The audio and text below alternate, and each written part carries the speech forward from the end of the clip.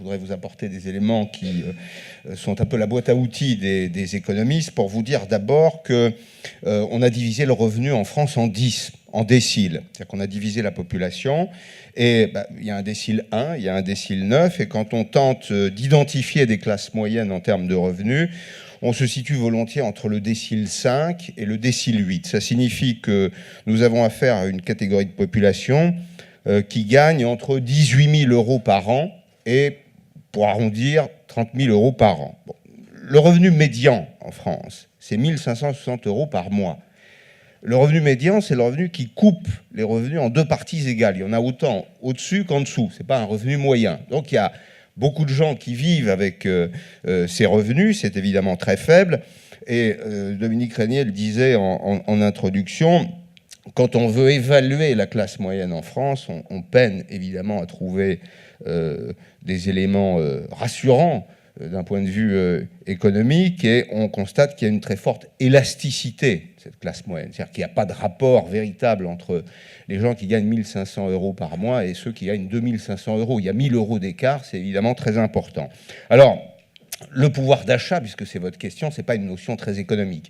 On peut parler du revenu brut disponible ou du revenu net disponible. Donc, vous additionnez l'ensemble des revenus, il y en a 4 en tout, les revenus du travail, les revenus sociaux, les revenus du patrimoine financier, les revenus fonciers, et vous enlevez les 4 prélèvements obligatoires qui les amputent. C'est l'impôt sur le revenu des personnes physiques, qu'un Français sur 2 paye, et donc qu'un Français sur 2 ne paye pas. C'est aussi la taxe d'habitation, c'est la CSG et c'est la CRDS. Alors, qui sont ces Français dont je parle de façon un peu abstraite en termes de revenus? C'est le dirigeant d'une petite et moyenne entreprise, mais c'est aussi l'infirmière libérale, c'est le fonctionnaire de catégorie B. Et donc, moi, je plaide plutôt pour une division des classes moyennes en 2 parties. D'un côté, les classes moyennes qui sont issues de la fonction publique et qui, donc, en termes de dynamique, de trajectoire, sont rassurées. Parce que quand on rentre dans la fonction publique, eh bien, en général, on y reste. Il y a un plan de carrière à y construire. Et de l'autre côté, des classes moyennes qui sont issues du secteur privé et qui, elles, sont véritablement sous la menace du déclassement. Alors, vous avez évoqué dans votre étude le recours au low cost, au discount, à l'achat pas cher. Moi, j'ai travaillé sur ce sujet et je vous propose de l'appréhender en termes peut-être un peu plus dynamiques à travers une étude que nous avions réalisée avec Charles Becbédé au moment où Luc Châtel, alors ministre de la Consommation, avait chargé quelques experts de réfléchir sur le low cost est-il un levier pour le pouvoir d'achat.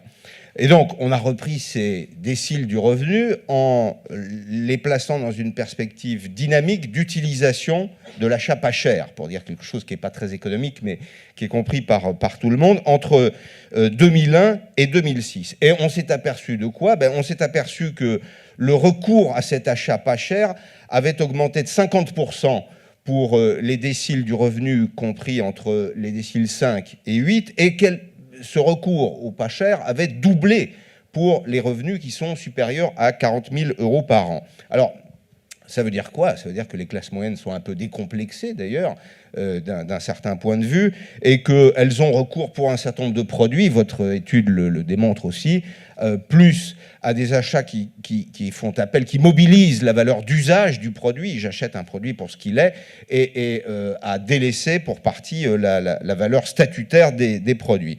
Alors, quels sont les 2 ou 3 obstacles qui peuvent être identifiés clairement et qui, aujourd'hui,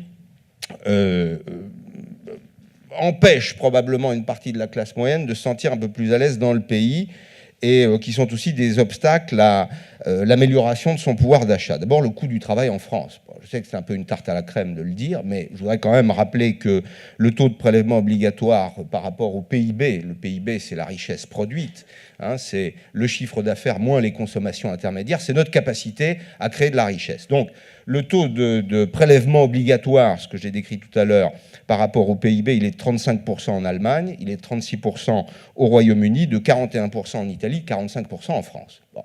Là aussi, je rappelle un élément simple, le prix, c'est un indice synthétique, le prix des produits qu'on achète. Il y a le prix des matières premières, le prix de la transformation, et puis il y a aussi toute la valeur sociale qui va autour. Et dans un pays où 56% du PIB est consacré à des dépenses publiques, eh bien, on doit s'imaginer que ça se retrouve quelque part. Ça, évidemment, ça pèse terriblement sur le pouvoir d'achat, sur la capacité à acheter de ces Français, parce que trop de dépenses publiques, c'est toujours des impôts en plus et de la compétitivité en moins. Le deuxième élément, c'est le partage assez inégalitaire du revenu. En quelques années, et je crois que c'est l'honneur de la Fondation pour l'innovation politique de le dire, en quelques années, une partie, 6% pour être précis, de la richesse produite a glissé des revenus du travail aux revenus du capital. C'est évidemment de l'argent de moins à dépenser sur le marché pour notamment les classes moyennes, pour tous les Français, mais en particulier pour ce segment des classes moyennes qui se trouve au milieu de la société. Et puis, il y a aussi la question évidente, et en écho à l'intervention du président de la République, on est obligé d'en parler, la stratégie fiscale. Comment fait-on ? Nicolas Sarkozy n'a pas tout à fait tort de dire que l'impôt républicain juste, c'est un impôt avec une assiette large et un taux faible. On est aujourd'hui sur un modèle qui est complètement inverse.